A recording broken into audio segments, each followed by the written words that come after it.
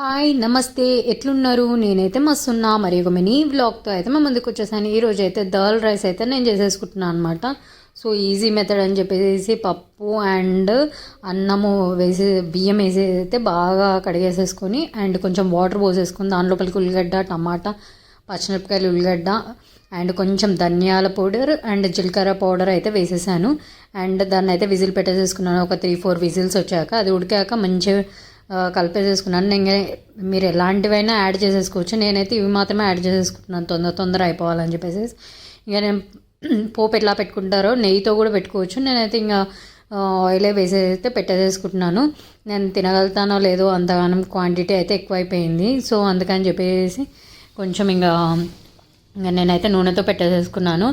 And జీలకర్ర అన్నీ పోపు గింజలు అన్నీ వేసి అయితే అన్నంలో వేసి బాగా కలిపేసేసాను. అండ్ ఇక్కడ పక్కన అయితే నేను ఇంకా గుడ్డు ఎగ్ ఫ్రై చేసేసుకుందామని చెప్పేసి ఆనియన్స్, నూనె, పచ్చిమిరపకాయలు అన్నీ వేసేసి ఉప్పు, కారము, పసుపు అండ్ జీరా పౌడర్ అండ్ ధనియాల పౌడర్ అయితే వేసేసి ఎగ్ని కొట్టేసేసాను.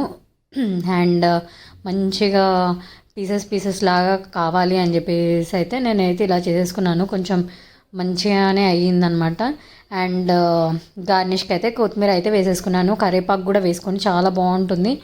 దాల్ రైస్లోకి మనం ఇంకా నెయ్యి వేసుకొని ఇంత పచ్చడి పెట్టుకొని తింటే సూపర్ ఉంటుంది. నేనైతే టమాటా పచ్చడి అయితే వేసేసుకొని అయితే తింటున్నాను. And egg fry and smell అయితే మంచిగా వచ్చేస్తుంది. అండ్ ఇక్కడ దాల్ రైస్ కూడా చాలా మంచి స్మెల్ వచ్చేస్తుంది, చాలా బాగుంది.